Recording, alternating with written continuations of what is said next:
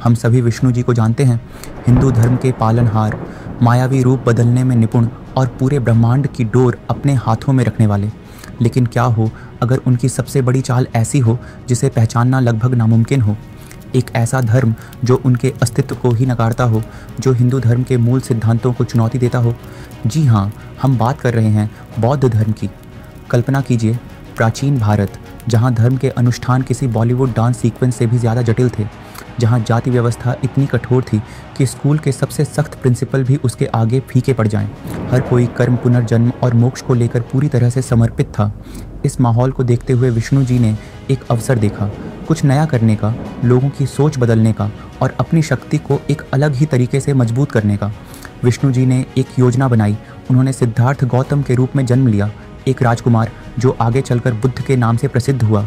लेकिन यह कोई साधारण राजकुमार नहीं था, यह विष्णु जी का ही एक अवतार था जो एक नई विचारधारा को जन्म देने वाला था। एक ऐसा विचार जो हिंदू धर्म की मौजूदा व्यवस्था को चुनौती देता था, ब्राह्मणों के प्रभुत्व को कमज़ोर करता था और वेदों की सर्वोच्चता पर सवाल उठाता था। लेकिन विष्णु जी ऐसा क्यों करेंगे? इसका उत्तर बेहद दिलचस्प है। विष्णु जी ने बौद्ध धर्म को एक नियंत्रित विरोध के रूप में तैयार किया। जब समाज में असंतोष बढ़ने लगे तो कभी कभी एक नया रास्ता दिखाना ही सबसे अच्छा तरीका होता है सत्ता को बनाए रखने का।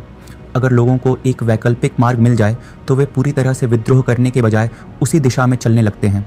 विष्णु जी ने बौद्ध धर्म को एक ऐसे माध्यम के रूप में विकसित किया जो न केवल असंतोष को शांत करता था बल्कि हिंदू धर्म की सीमाओं से बाहर भी फैलता चला गया।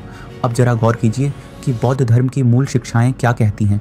यह वेदों को पूरी तरह से अस्वीकार करता है, ब्राह्मणों के अधिकार को चुनौती देता है और आत्मा जैसी हिंदू धर्म की सबसे बुनियादी अवधारणा को भी नकारता है।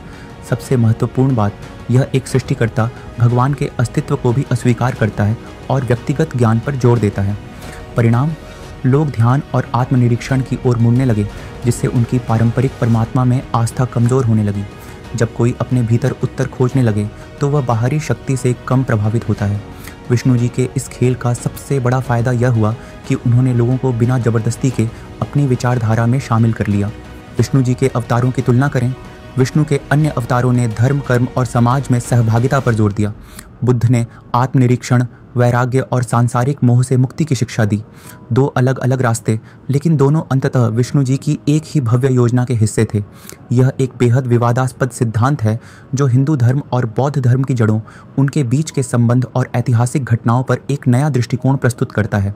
यह न केवल परंपरागत सोच को चुनौती देता है बल्कि एक नई बहस को भी जन्म देता है। क्या यह महज एक संयोग है या फिर वाकई विष्णु जी का ही एक अदृश्य खेल? इसका जवाब आपके विचारों और विश्वासों में छिपा है। आप क्या सोचते हैं?